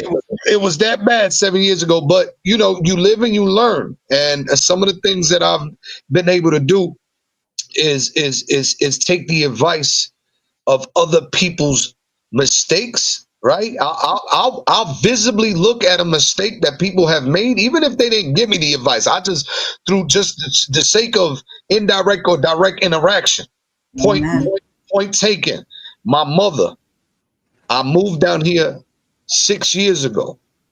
My interaction with my mother was, whoa, wait. Her weaknesses, this is where I get my flaws from. And because I was seeing her weaknesses and I was seeing her flaws, and it was a reflection of who I am, I was like, that feeling, Aki. I looked in the mirror and I said, oh no, light bulb switch. I had an epiphany. When I moved out of my mother's crib from moving down from the East Coast, and I bought my first property, thank you to Yahweh for giving me that opportunity. I brought my family down and I made adjustments and changes within myself to just become a better father, a better husband, a better friend, a better brother, a better son, even while I'm still being negatively ridiculed for the JR they think I still am. Like my sister still thinks that I'm the brother from last year. My mom still thinks I'm the son that she left 20 years ago in Jersey. My wife still thinks I'm the husband she met 7 years before I moved over here. Oh, you still cheating on me? Or you still doing this? And it's like, all right, well, that's your opinion, that's your perspective, but it's not gonna make me or break me, because it's me who needs to break me down to then make the better version of me, not to prove anything to any one of y'all, to prove to myself. Yeah. To prove to myself. And what's happening now is I'm in a very unique situation where financially I took a burden off my mother's hands that she couldn't financially afford. I did them a favor, and recently, Aki, they owed me some money, didn't want to give it to me, saying that, oh, that's not my responsibility. I didn't promise that, boom, boom. But I got text messages, tangible evidence, proof, receipts that we had this conversation, that you said you gonna give this to me because, this is what we agreed on, right? That I had to go, Aki, I had to do two things. The emotional part of me as a human being, because of past experiences with my mom and my parents and my father, I snap on my mom. Ah, what do you mean you not gonna? Then I calm down and then I send a text to her husband. Yo, you're gonna go to court if you don't send me this money. It's gonna be war in the legal system. Y'all don't got if y'all ain't got the money to give me now, what makes you think you gonna have the money to go through court? Right? Right. So and this is all gonna come full circle. So then 2 days pass. My mom sends out a text, I don't answer. 2 days pass. Her husband sends out a text, I don't answer. Then something in me, Aki, the growth steps in. And he texts me, he goes, I need to have a conversation with you. I think it was miscommunication. Here comes the new JR. We'll have that conversation. No problem, sir. I call him. We talk for an hour. We clear the air. He already sent me half the money. The other half is coming August 1st. Now, had that been JR from 7 years ago, it would have been war. Forget the legal system. I would have been at the crib, knocking on the door, knocking heads off her shoulders. Yeah. But I decided to invest in me, in my spirituality, in just handling situations better, to not be emotional and be rational in everything I do. And I need people in here to understand that there's going to be times where God is going to test you in every level, every facet. And what you got to do is you got to have a moment of clarity. You have to sit, digest it all. And I said, you know what? I'm going to be cool, calm, and collective, and I'm going to kill him with kindness. And the things I was telling him was hitting him. And he was like, I feel bad. I ain't mean that. Your mother's this, your mother's that. There was a lack of communication here, lack of communication there. I got you tomorrow with this, and then I got you next week with this. And then I sat there and I thought about it. I said, if I can handle everything like this moving forward, I think my life will be a lot easier. Definitely. Definitely. I'm Definitely. just so grateful to hear men sitting around and be emotionally aware, talking about their mental health, talking about their emotional stability. It's great. Last month was Men's Mental Health Awareness Month. July is Minority Mental Health Awareness Month. And just to be a part of this conversation and hear three minority men, Black men, talk about their mental health, being able to work through their emotional struggles, investing in themselves to make sure that they're stable enough to lead and not just be seen and be here. It's a beautiful thing to see and hear. I appreciate that. We don't get enough of those compliments, so to praise We Yahweh don't. for you Right. being here to give us that compliment. Listen, We in full circle right now. full circle. You know why, Aki? Because the minute I get off the camera, my wife is gonna be like, "You know that bitch was lying to you, Jr. You ain't shit, motherfucker." I'm not lying to Look, you, there baby. goes I'm not Deontay. lying. Growth is the beautiful thing. I'm not lying to you. I And I'm appreciate so proud of you. I didn't know the old you, but it sounds like I wouldn't have wanted to. So I'm glad that I got to meet the new you. Absolutely, Look, absolutely. I think we all can say none of us wanted to meet the old us. You know Yeah, what I mean? Because it'd be like, oh Yeah. hell no. oh, You it know? would have. We would have never even. Our friendships would have never even lasted. And the thing about what's so special about all of this coming around full circle, and I want the chat to understand something, is that every single experience you've had in your past leading up to your present has shaped you to become who you are. So be grateful for every single negative experience in your life. I would not change anything. Me going to jail, me doing drugs, me abusing alcohol, me abusing women, me soliciting everything, me being a piece of shit father, me being a piece of shit husband, me being a piece of shit. Listen, I go through the motions all. I needed it all. I needed to experience it all. If I had to experience it again, give it to me again the next 39 years. And this is what I got to go through to become the man I am today. Just 1% of the man I am today. And I'm 100% of who I am today. And I'm about to be 110% better next year. Listen, put me through the motions again, God. I need it all. Yeah. I need it all. Because everybody has like Miss Melony, I love stronger than my struggles. Like Amen. you and serve like you are beautiful because you guys have taken and recognized and paid attention, heard, seen, and followed through with what with your story as being the testament. See, you guys Yeah. have you've recognized how you are to administer your testimonies to people. You Amen. get what I Mhm. mean? Like that is the most beautiful thing that I get to enjoy about people. And those are people that I attract to, is because they recognize and say, hey, look, this is what I've been through. How can I turn this around and help others so they don't have to go through it again? You know, and you figure out a way to do it. And the reason, and when I say figure it out, is you go within, and Mm.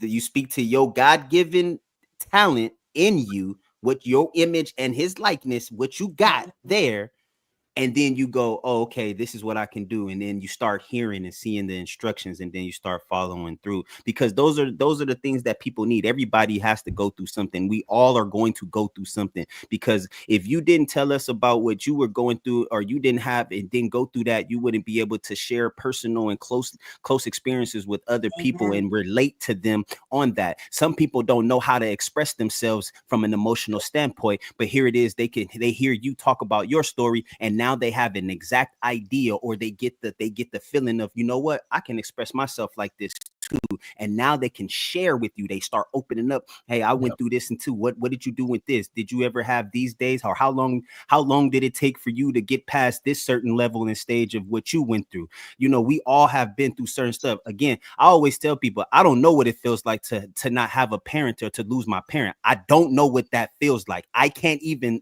imagine. I don't want to, but I do understand that, because you are a different type of person from the moment that happens. And the fact of the matter is that you can, when you've grown enough to be able to talk about it and share how it affects you, and what it does to you, it allows people to start internalizing and realizing, hey, you may not like what your parents have done to you, or what they do to you, but those are the only people that brought you into this world. So sometimes you got to give them a little grace, go back and appreciate them for even teaching you what they taught you, because a lot of times our parents teach us not through Mhm. words and mouth, what they teach us what they don't do. You know what I'm saying? The things that they don't do for us teaches us what we need, or what We need should to be do or what, could be done, and yeah. build from there.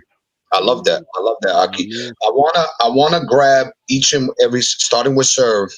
What's one thing financially? What's one thing financially? One gem that you can give to invest in yourself. What does that look like for survival? And what would be that one thing to the chat? We'll see. One thing for me in investing in yourself is, first, what is your niche? What's something that you love to do? And usually you'll know what that is because you were a kid once. We were all kids once. And what was that dream? It was something that ET kept talking about. I didn't have the pleasure of meeting ET in person, but I know some people of my circle have met him personally. And ET always talks about that. Listen to his story. And one of the things he talked about investing is you have to invest in yourself. And when you're investing in yourself, you have to believe in what is your niche? What's something that you want to do? Since I was a kid, I always said I wanted to do gaming. So what's that platform I'm investing into? Twitch. Now, how do I invest into Twitch? I invest with the camera. I invest with, say, for instance, with the internet. How do I want to upload? And what I do, how do I work on that? Looking at other people. I look at other streamers just to get an idea of how do I want my stream to be. But first, I have to do what? I have to build up the audience. I have to build up the audience to see if they like me first. Do they like when I'm not on camera? Do they like when I'm on camera? Do they like when I talk during the gameplay? Do they not like when I talk during the gameplay? And that's something that I do. Now, as far as like with the chat, if you all want to start investing, one of the things I usually will start with, you can start so small as Cash App. What's something that you all love to invest in? If it's Walmart, you like shopping at Walmart, put money into Walmart. Some Mm. people don't like Walmart. You probably may like Maybelline. Say for instance, you like L'Oreal, Victoria's Secrets. Put money into stuff that you like. And when you put money into stuff that you like, not everybody else, put money into stuff that you like. Watch how people shop there. That's how you know the volume of stuff is going up because of what people are doing. People are shopping in there, and that's how you make money. Now, I know a lot of people don't like the stock market because it's scary. They say it's scary, but start small. You could be in Cash App and just go ahead and use $1. Use $1 in Netflix. Everybody watch Netflix, right? So if everybody's using it, what you all think is going to happen with the stock market? It's going to go up, right? So therefore, now you will see what it feels like to make money in the stock market just from a small time investment. Then you over in time, if you do feel like this is something that you want to do, then start looking into Forex, start looking into stocks, start looking into your 401k. Some people don't even realize this. Some of you all got jobs, y'all got a 401k, y'all don't even use the money, but that money is for you. You can borrow that money. Yeah, it'll be shit when it comes to taxes on you, but guaranteed you can use that money, invest in yourself on something else. It's you basically paying yourself back, but use that money for something else. So that, that's sir. my thing. Learn every variation, even less is unifies progression. Continue learning and always level up skills. Love it, sir. Love it. Melanie, what's one thing financially that you would invest in yourself and some that you can give to the audience? Well, something that I believe in investing in yourself is, we were saying earlier, it's important to be able to take your pain and turn it around. I call it turning your pain to your platform, right? And that's what I do is I help people turn their pain into their platform through my coaching business.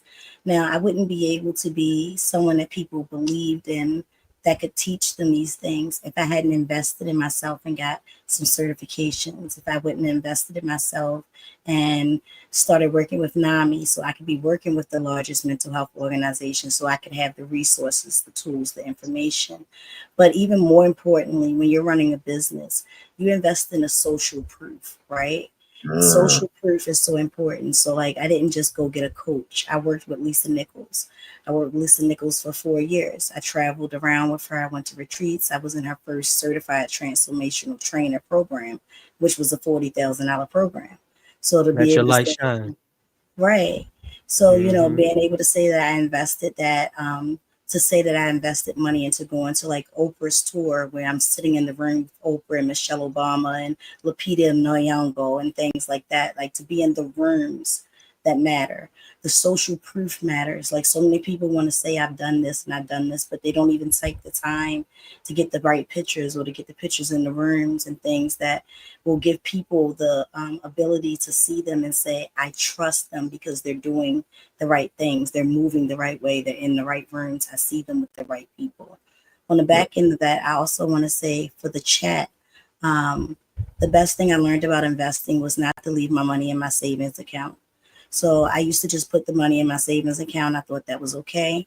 But that money goes for the bank to use, to put out, to do whatever they want to do, to invest your money into other people, right? So what I found was that when I talked to someone, it's something else I invested in was $100 meeting, right? I talked to a business advisor. He and introduced me to a financial advisor. So that $100 got me involved with a financial advisor who could take that same money I was putting in my savings account and invest it for me. So I had someone who had the knowledge of investing and understanding, so I didn't have to learn it. It didn't cost me any out-of-pocket money because they took their payment out of what I was investing.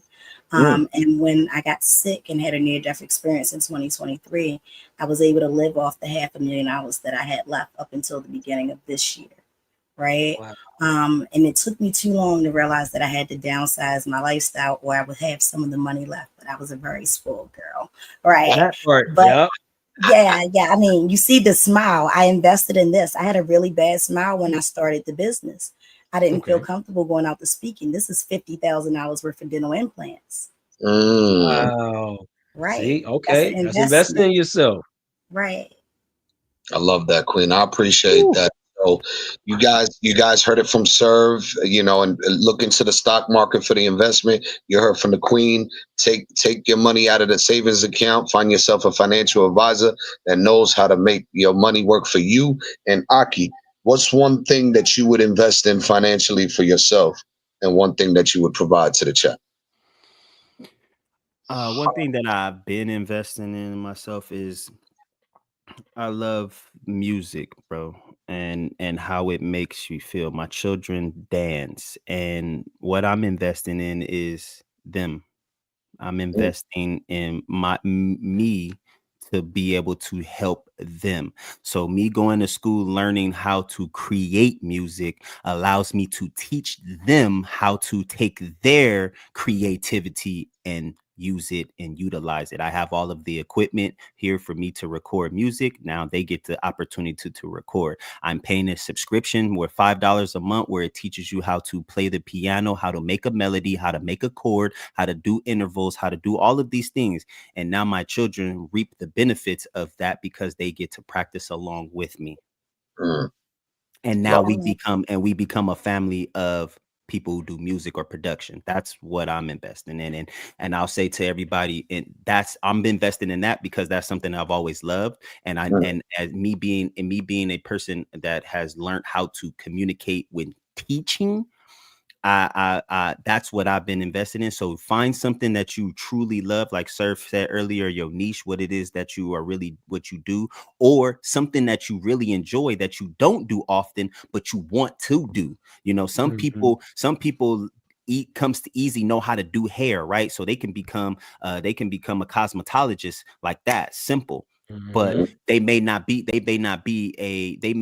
good with finances and how to manage money. So what they do, they go and study how to be a financial advisor. That's how you can invest in yourself as well, is learning finances and understanding what finances is. So now that you have that ability to understand finances, now what you do is you take your ability to invest, go get your money, take that money, invest in your cosmetology studio, and then now make money from your cosmetology studio now and start building your business from there. That's what I can give out to you as an extra.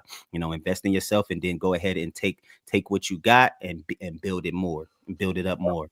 Powerful stuff, guys. If I could take from what you guys are providing, I would say first, the one thing you want to do is create an emergency fund for yourself. When you create an emergency fund, you want to start off with at least, save up $500 to $1,000, a pillow, so that way, if something was to break down, your car was to go out, you need some maintenance work on the vehicle, your AC goes out, you need to get an AC unit, your toilet goes out, you need to get your toilet fixed. Shit, you need some extra money to go food shopping. The check didn't clear this week, whatever the case may be. You have some emergency money to go ahead, tap into, to go ahead. But then when you do get your check, replenish it. Pay yourself first.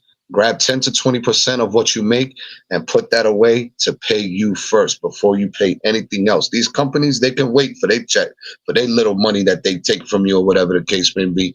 And you pay yourself first. Another thing that I want to provide you guys is, I'm big on a yield savings account. So that way money makes money. Grab another $1,000 that's separate from the emergency fund and throw it into a yield savings account. Find a yield savings account, like a credit union that'll yield your money in compound interest for 4 to 4.5%. Those are the accounts you look for. Anything under 4, don't even touch it. But 4 to 4.5% is the sweet spot, and it'll be earning $5 a week. Money making money, right, while you're sleeping. Imagine looking at this pile of money right here, right? And it starts off like this, and then next week it looks like this. Isn't that beautiful? That's what compound interest is. So get it together, right? The next thing I want you guys to think about is a Roth IRA. Grab what you made from the whole year, when your income tax, and instead of going on a vacation and spending that $5,000 on a vacation to take videos and pictures for people that don't care about your vacation, take that money and put it to a Roth IRA. Because guess what? My $4,900 that I had last week is now $5,400, and I don't even know how, but it's beautiful. It's in a Fidelity account and it's just growing, right? That's just an example. I'm just telling you. I'm not telling you what I got in my account. SK 500. That's right. That's that SK 500 right there. Yeah, right. The SP 500 is SP and 500 right now. So I need you guys to pay attention. Open up a Roth IRA. There's 2 versions of the Roth IRA. The one you want to get is the one that when you invest into it, it automatically takes the taxes out. So when that shit is sitting on 500,000 and you ready to take out that 500,000 to then go on vacation, to then take videos and pictures for people who don't give a shit that you're on vacation, now you got $500,000 of that money tax free, right? And this will be my last thing. I want to educate. I want to educate and be resourceful. So when I have the opportunities to educate and be resourceful, I want to bring families together where we can educate them, pay for certain classes and certifications, so that way they can become better within their families and their niches and open up businesses.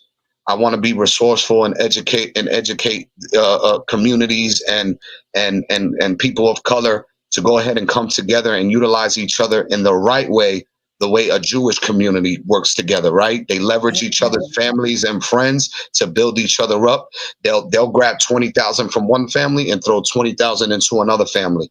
If you guys start working together instead of stepping on each other, and you guys grab them stones that be thrown at you every day, and you take them stones and you turn them into steps. Guess what? We stepping on these stones and we rising to the top. So I need And you to. you can be stronger than your struggles too.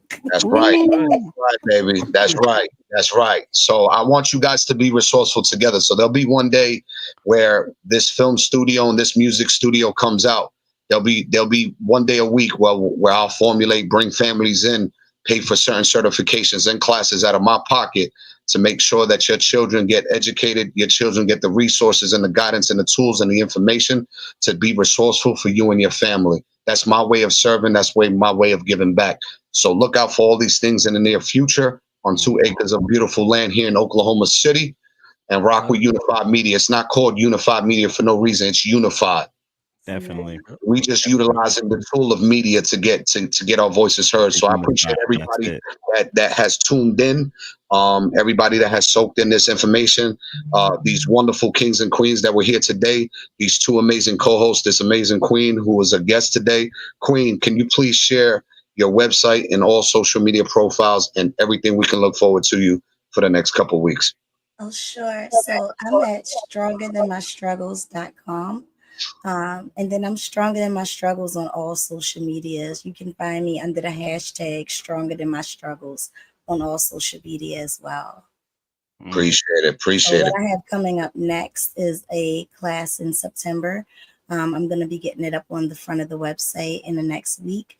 It's a class that I teach regularly. You'll be able to see that the last session was last month on the website, but I do it every other month. It's a 5-week class. It's called Rediscover the You Within.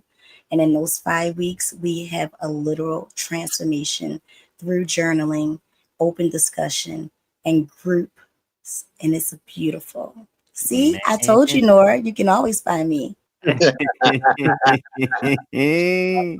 I love it. Aki, where can they find you at, and what can everybody look forward to in a couple of weeks?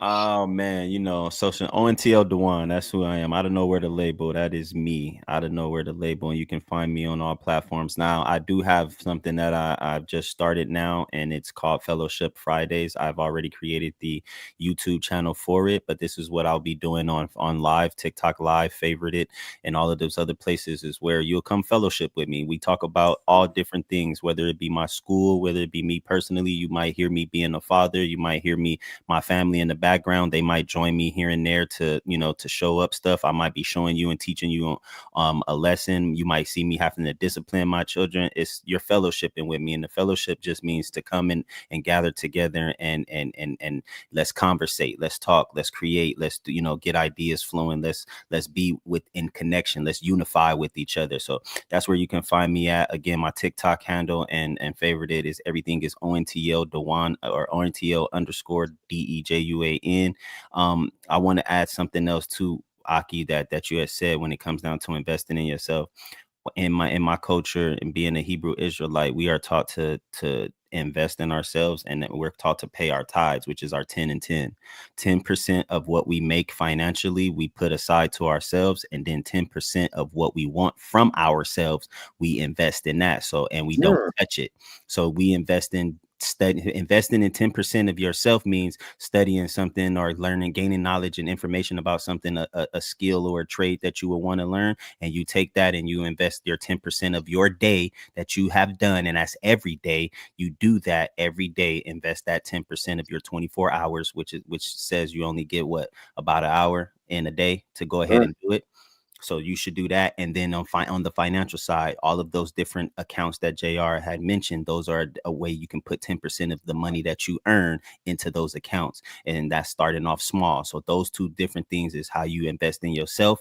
So you investing in yourself on a physical and on a spiritual level, and then you're investing in yourself on a financial level. And then that's how you're going to be able to make it past and withstand anything that comes towards your way. Powerful, powerful. I appreciate that. Survival skills. Where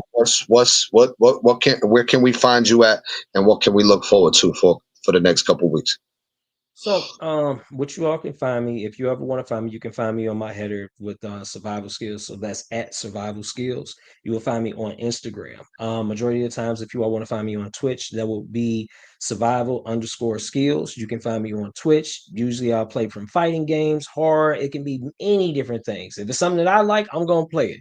And eventually, if you all like it too, you all can join in on the fun. You all can go ahead and talk to me. Something else I want to say, like in the next few weeks. Well, right now I have become a supervisor, so that's at my job. If most of you all did not know, I work at Costco. So yes, when it comes to selling memberships, talking to people about credit cards, that's my thing.